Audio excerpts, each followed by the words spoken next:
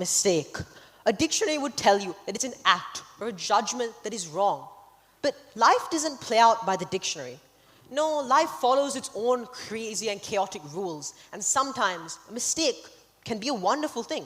I could tell you about how a mistake led to the invention and discovery of penicillin, one of the most important medical drugs and what is widely considered to be the first mass-produced antibiotic. I could also tell you about how a mistake led to the invention and discovery of the pacemaker, which is a device used by millions of people with heart problems, and it's a critical device used in the medical industry. But I'm actually not going to do any of that. Instead, I'm going to do something and tell you about something which is much closer to my heart. Three-nought-four is a card game which is played mostly, as far as I'm aware, in Sri Lanka.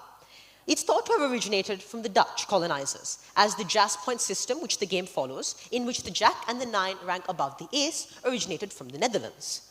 Me and my friends have quite a lot of fun playing it, but its main relevance to my talk today is in the risk-taking element of the game.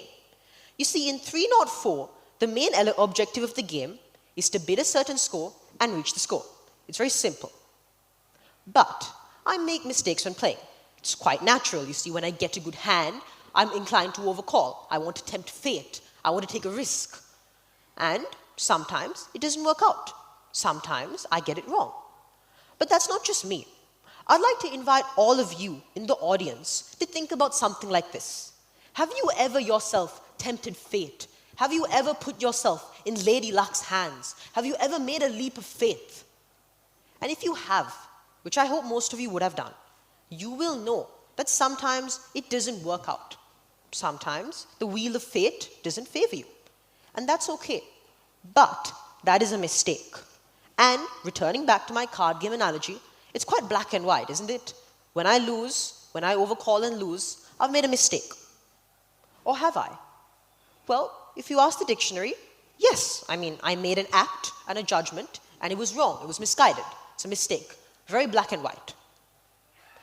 But that's not quite true, because life doesn't follow a black and white perspective. And if you ask me, I'd say yes, I did make a mistake. But there's an asterisk. There's much more to it than a simple mistake. Firstly, I'm showing my character. You see, when I made that bid, when I overcalled and took that risk, I showed to both myself, my friends, and everybody watching that I'm not afraid to take risks. I'm not afraid to be bold and take the initiative. And I hope this was true for you as well. When thinking about your mistake, the time you tried to challenge fate. And it could be very simple. It could be as simple as you volunteering for a drama production and messing up your lines. Something as simple as that shows a great depth of character.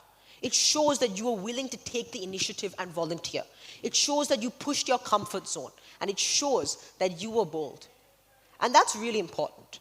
Because if you look at the people that have made it in society, you look at world leaders, presidents, famous scientists, something they all have in common is that they persevered. They pushed their boundaries. They pushed their limits. And by doing this, by stepping out, by making a mistake, you are doing that. And it goes beyond that as well.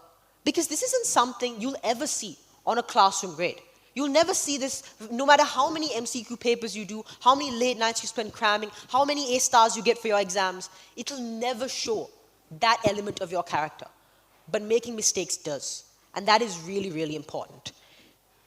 What is taking risks, if from a card game or business perspective or anything, if an extension of this? But there's more to it than that. I'm sure some of you, when thinking about your mistakes, would have thought to yourself, okay, but that's not what my character was like. Maybe I showed my vulnerability. Maybe I hurt a lot of people. Maybe my mistake went beyond that, and it was something very grave and very deep. And in this case, I'd like to tell you this. Making mistakes is a collective human experience. We all make mistakes. You, me, everyone in the world makes mistakes. But what separates us is how we respond to these mistakes. And that is the second part. Because let's understand, the way you respond to these mistakes is what differentiates you. You see, responding to mistakes in the moment isn't very easy. It's very easy for people to say, okay, I'm going to ignore my mistake. I'll step past it. But the people that persevere, the people that actually try to learn and grow from their mistakes, are the people who will make the most for themselves. There are so many people I could name. People like Steve Jobs, Michael Jordan, Bill Gates. These are all excellent examples of individuals who made thousands and thousands of mistakes, like what you would have done today. They would have made so many mistakes, but what separated them was their perseverance. And that is what we should all try to do. Sure, maybe not to their level. These people worked hours and hours a day. They toiled, they put blood, sweat, and tears. You don't have to do all of that. But you can try. Even one small thing, even just to try and learn from one small mistake, will elevate you so much. And now returning back to that mistake analogy, I'd like for you to think of that mistake I asked you right at the top of my speech. Think about how you could have responded to it differently. Think about how maybe you could have grown from it and learned from it as a person. And if you do that, that's when you're truly improving.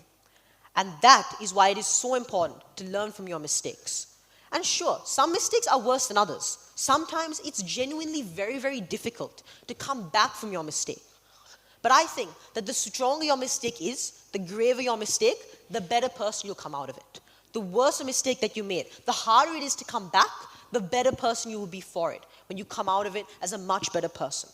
Ultimately, it can be summarized very simply. Me, you, us, we all make mistakes. We all do this. But what we don't all do is persevere.